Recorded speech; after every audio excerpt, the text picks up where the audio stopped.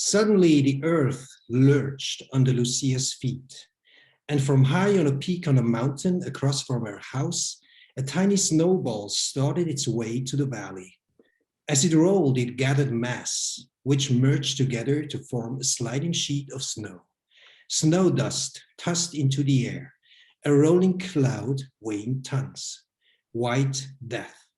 Lucia watched the avalanche slide down the mountain towards the valley like a mountain god's judgment on the people below. Avalanches weren't an unusual occurrence, and most of them were harmless.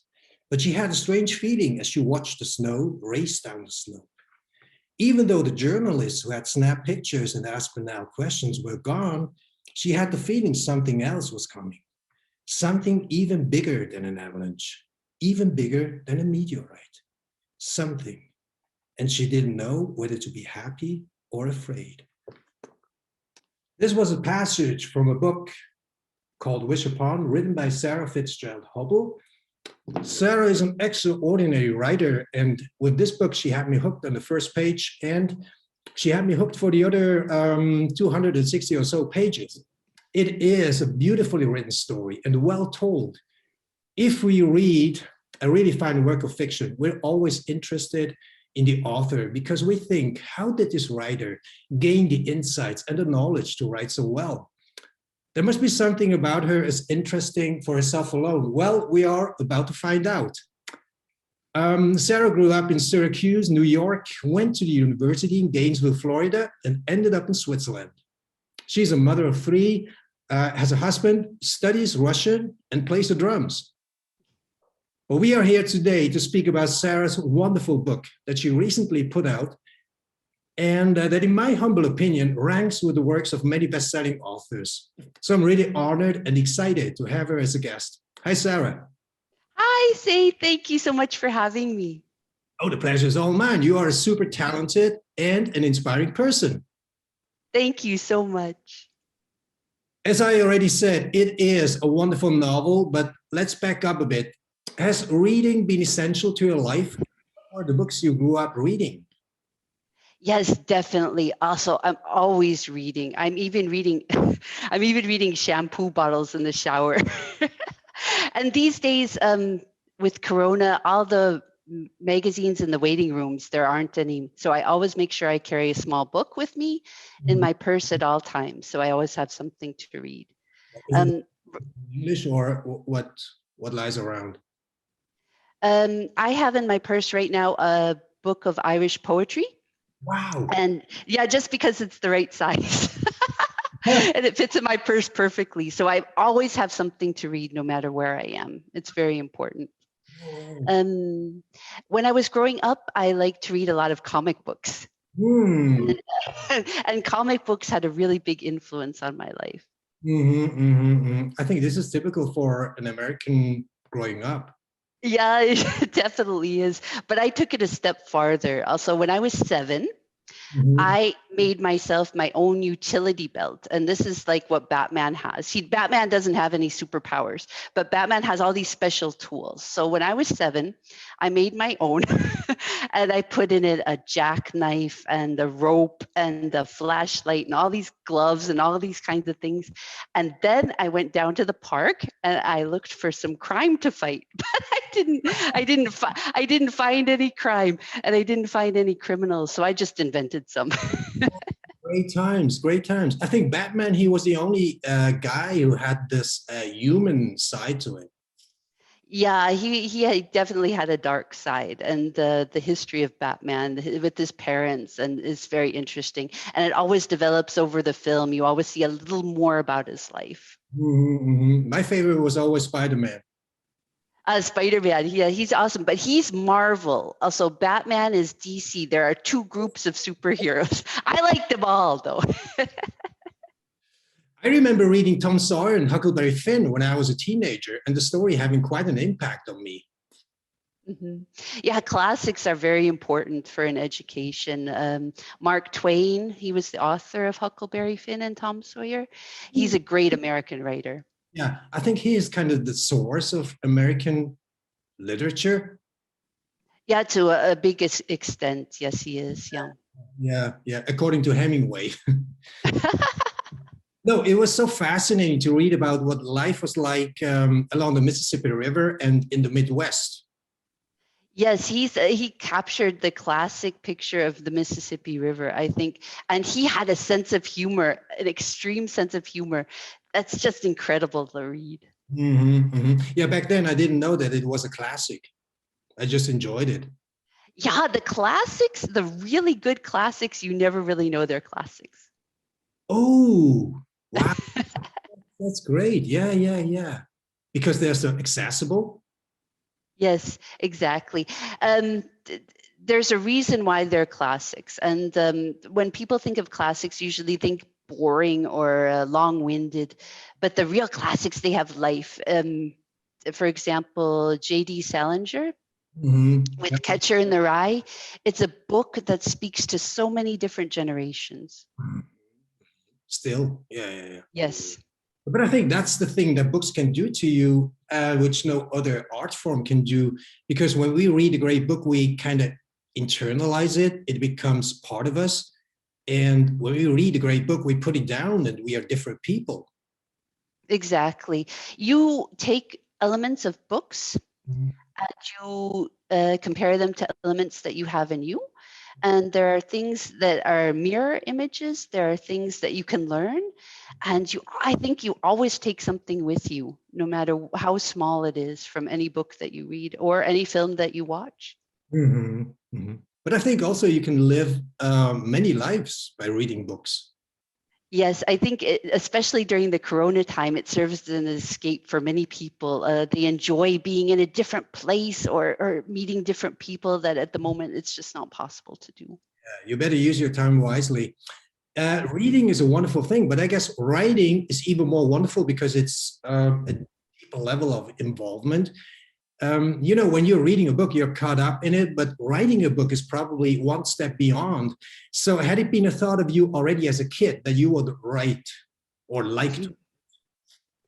Yeah, I think even before there was writing, there was the imagination.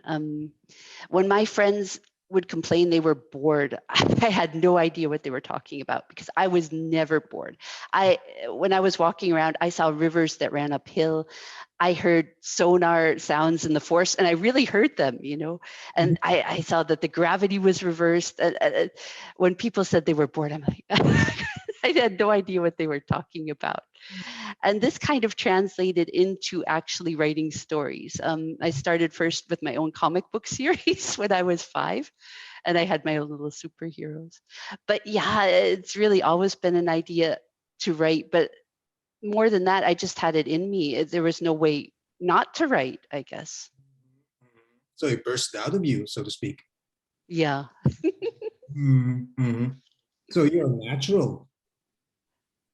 Yeah, I try. Writing is a very difficult process because in your head you have this story, this perfect character, or this perfect set of dialogue, and somehow it comes from this impulse in your brain and it has to travel down your whole arm and come out at your fingers, and you have to get it on the page. And I think writers are very frustrated because in their head it's perfect, but just to get the whole process down onto paper is very difficult. Yeah.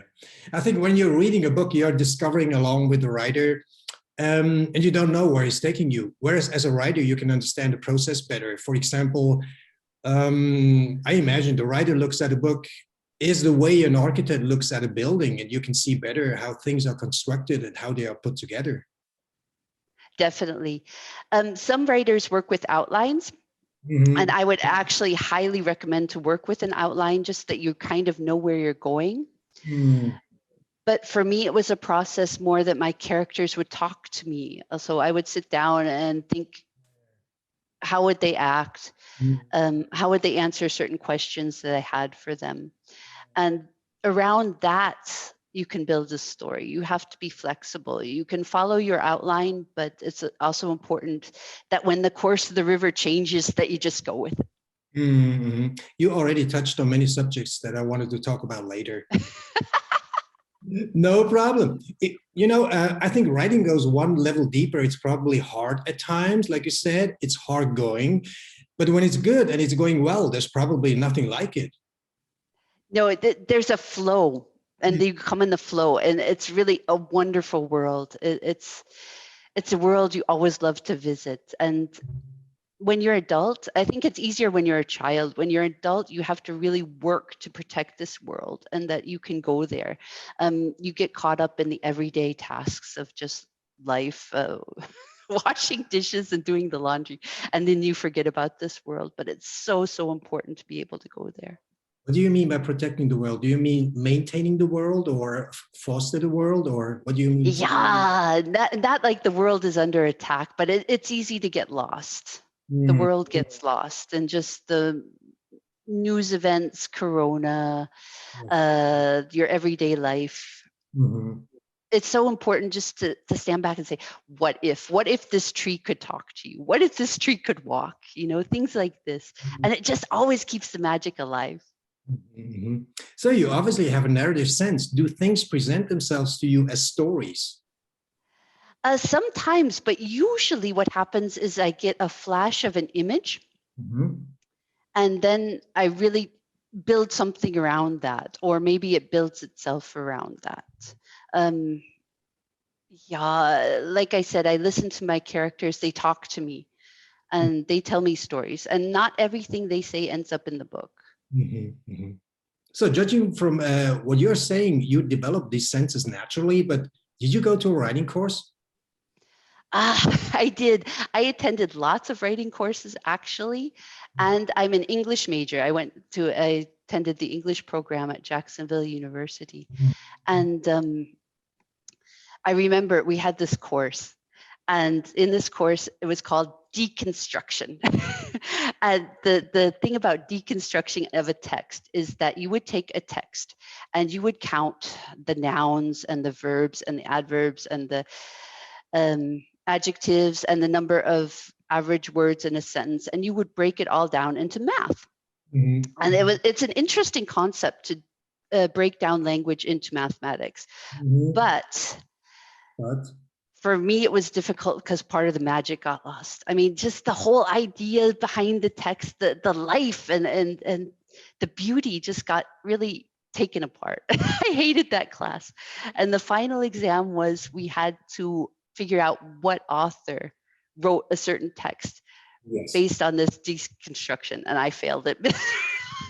I just hated it so much. do we always have to know the making of? No. Yeah. Yeah.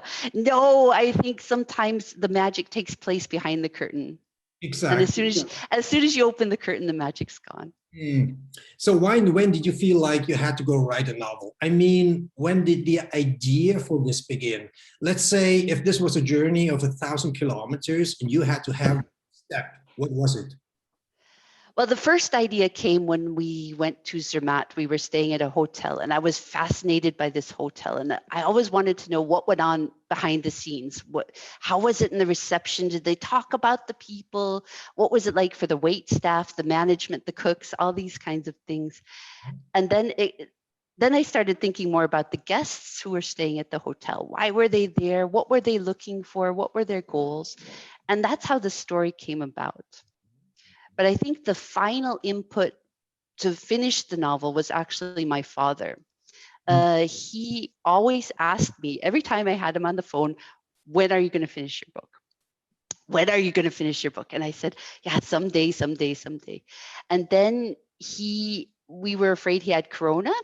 He was in the hospital for a long time, and it turns out he had pneumonia. This is the fifth time he had pneumonia, and he's a cancer survivor as well. And I figured I had to get going because I really, really wanted him to be able to hold it in his hands, the book. And then I finished it and I sent him a copy. And it was kind of ironic because as soon as I sent him the copy, he was hospitalized again.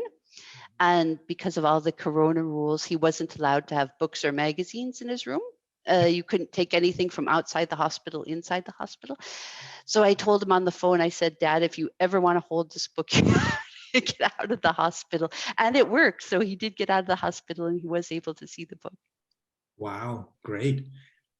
So I hope I'm not too cheesy, but was it a story that you had in you and it wanted to come out? Why did you tell this story? It's hard. This story told itself to me. I think when you're starting a novel, you really have to think about, can I live with these characters for the months or the years needed to tell their story and do them justice? And I think these characters were the ones who chose me, actually, and they chose to stick with me. And through the tough terrain of my imagination, they came with me every step. And when I had problems, they helped me through them. And I think they chose me, actually, Wonderful. rather than me choosing them. Yeah. So the story kind of happened through you. Yeah. I was the storyteller. Yeah, it was given to you. You received it. Yeah, I was lucky enough. Yes. Does that make sense? Yes. It sounds great. Yeah. There's a song in that somewhere. Answers, and you just grabbed it. Exactly. So the story revolves around a meteorite. In scientific terms, most of them are bits of asteroid, which are themselves leftovers from the formation of the solar system. Were you always interested in astrophysics? Not always. My stepfather, Doug, gave me a book, and it was called The Whole Shebang. And the author of this book is Timothy Ferris, and he is an amazing writer. Anyone who's interested remotely in astrophysics should have a look inside, because the way he explains it, you can almost understand, although you have the feeling that you understand. But he talks about concepts like quantum physics, and it turns out that things at the quantum level are crazy. If you shoot a particle through a straw on one end of the universe, for some reason, a particle on the other end of the straw, at the other end of the universe, knows exactly what's coming out of this side. And it has nothing to do with distance. So this is like basic knowledge that travels at the speed of light, just these amazing concepts that when he explains it to you, you have the feeling, oh, wow, that's so incredible. He explains it really for the layman. Mhm. And after I started reading him, then I started reading a lot of Stephen Hawking and Brian Greene's string theory of the universe. Mhm. And I would read these books before I went to bed. Mhm. And then I would dream about it. Yeah, I finally understand it. Yeah, and I think really the whole idea of astrophysics and astronomy fit in so well with my imaginary world, because on these planets, things were possible that aren't possible here. Like here we have carbon-based life forms, and on another planet they could be metal. And there are methane lakes. There are actual methane lakes proven to be on Titan. So it was very interesting for me, and it fits so well with everything I liked. So for me, it was a perfect fit, astrophysics. Mhm. And what you realized was that, or what I realized is you put the right amount of all this information in the book. So the reader has this background information kind of, because you really go deep into detail with facts and figures and all sorts of information. And by doing so, you kind of make sure that reader gets a full picture. And I personally find it fascinating, and I'm amazed about the amount of research you have done. I did a lot of research, and not all the research I did ended up in the book. I only put the most interesting things I thought people would be interested in, Mhm. ended up in the book. So I hope you liked it. It was like a teaser for astrophysics. Yeah, oh, thank you. Yeah, it was a wonderful subject for me. I'm very interested in it. So if I can Yeah. uh, uh, inspire someone else to be interested in it, then I'm happy. I could read that between the lines. And it seems to me as a reader that you are not only interested in the scientific aspect of the subject, you also allude to the feelings that the stars and the universe evoke in us, which makes us believe in something greater, and partly due to the fact that it's simply too big to grasp. And the idea of wishing upon a star resonates with most of us. Hmm. Yeah, in the story, there's lots of elements. There's wishing. It has a bit of everything. There's memory, there's life, there's death, there's love. And yeah, I think also really second chances. It's about second chances. Yeah, perfect segue to the next topic. It seems to me that yeah, the story has many layers, but is there something that lies underneath it all? What's the moral? What questions are we grappling here with? Big question. About the moral, yeah, it is a big question. And when I was thinking, what is the moral of the story? I had a really hard time with this question. The idea of the second chances came out, is that really we all deserve second chances, no matter what we've experienced in our life or what's happened to us, that there's always hope. There's always hope. And I think it's really important to remember it, especially now. That's so beautiful. But I believe also that the reader can draw his or her own conclusions. Basically, once you let go of your baby, meaning your book, it'll have a life of its own.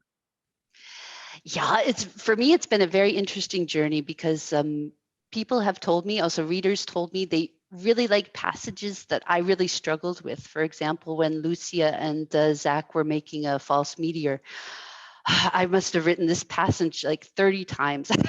And I was always rewriting it and I couldn't get it right. And I was, at the end, I said, whatever, just, I just let it go. And she said, oh, I really like, especially this passage. And I was like, wow, okay. So you never know what's going to resonate with a particular reader. You never know what's going to hit home or make a difference. Yeah. Shall we talk about the process of writing a little?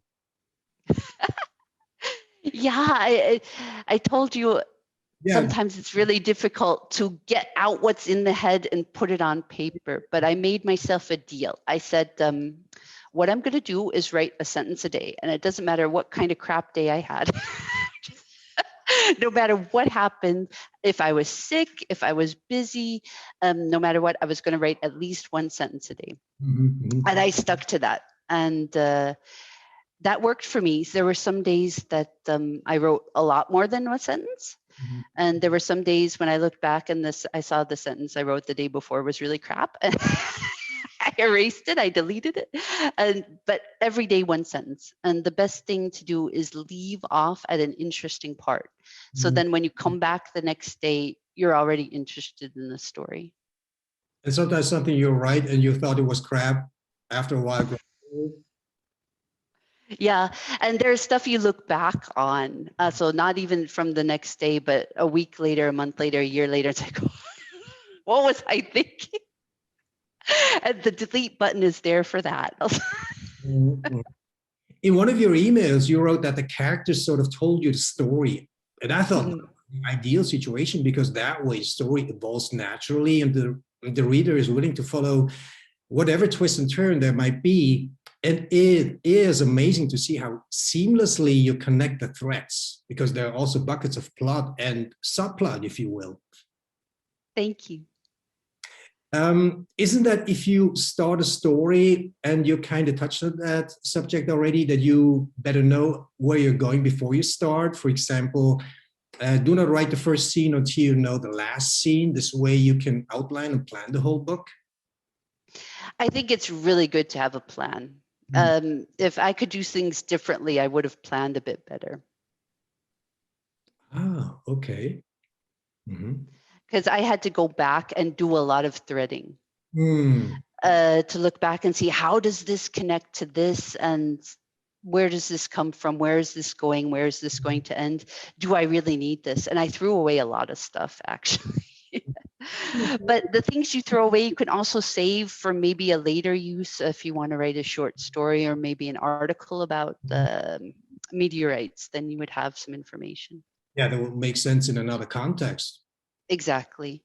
And sometimes if you fall in love with the sentence, but it doesn't really belong in that text, you can save the sentence and maybe use it for later for something else. And I think along the way, you have to take all kinds of unexpected detours, and the characters go along with the book too. Yes, exactly. My characters were really poor. They have to come on so many different trips with me. But they were loyal and they stayed with me. So it was their story in the end. Yeah. And the way that you talk about them now, they sort of become alive. And so, and so sometimes what you have imagined them to do would have turned out to be inconsistent with what they would do, and it would be not appropriate for them to do because it would be out of character. Does that make sense? Yeah, that happened quite a bit. And when I was looking back, when I was doing my own revision process, I said, would Reginald actually do this? Would Cleona do this? Would Lucia do this? And sometimes the answer was no. And if it was no, then the section had to go. Yeah, it's probably the same process of getting to know people or getting to know friends for that matter. First, you think you got them figured out, and then, people always surprise you. Yes, they do. And to me, my characters were alive to me. So I believe that the journey that a writer wants to take the reader on is the journey that one loved most when reading as a child. This galloping, gleeful, you don't know what's going to happen next. And besides, in my view, the more you think about it, the worse your performance becomes. And sometimes it's best to just bear back and let it rip, isn't it? Oh, definitely. I mean, when you're in the flow, like I was talking about, it's best to just write, stream of consciousness. Whatever's up here comes out here, no editing, nothing. Just let it come, let it come, let it come. Because you can always go back and edit it later. So when you begin, does it already look like a book, or is it all sorts of disorganized notes all over the place? Do you start out with notes that you have taken in notebooks, and some of those notes suggest something larger? So how do you write? Oh, it's a big, messy pile. Yes, I have all kinds of notes I wrote on the backs of napkins, on the backs of menus, on the backs of business cards. I have all these kinds of articles I cut out. I looked through magazines. Sometimes I would see someone who looked like I thought a character should look like, and I would cut out this person. And then from my notes, I transcribed them into the story. And from that point on, it was like a puzzle. I had to somehow fit it together. So how long did it take you to write the book? If you write one sentence a day, you can have a novel in 10 years. Okay. I started in 2010 and I published it in 2020. I think that Pulitzer Prize winner authors have written books like that. Some writers can turn out a book in 2 or 3 months. These are professionals. They're just, they're writing by rote. Some people have this talent. Most people don't. Most people struggle for years with these stories. Even I struggled for a decade. So yeah, exactly. I also heard this crazy thing that people write for a certain brand. Some people pick a genre like a romance or a mystery, and they write a formula. It has to happen like this: 1, 2, 3, 4, and all these things have to happen. And there's not a lot of room for the magic in that. No, I heard an interview with John Grisham lately, and he said that there's an author, a famous author. I don't want to mention names. He has people writing novels for him, and he puts them out under his name. Yes.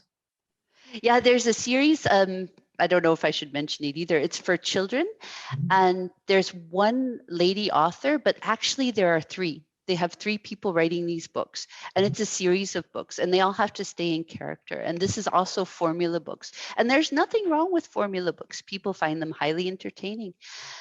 But yeah, for me, the magic would be not lost. So for me, it was important to keep just that spark of what could happen next. Yeah. The unknown. Yeah, it takes you 10 years. So I think bottom line, a writer has to enjoy writing. It has to be fun. If there's no fun for the writer, there's no fun for the reader. What's your take on this? Oh, definitely. I had so much fun writing this book. I really enjoyed the process, but I enjoy writing anyway. Revision isn't so much fun. So it took you 10 years, but were you in a state of flux? During these 10 years, yeah, at times.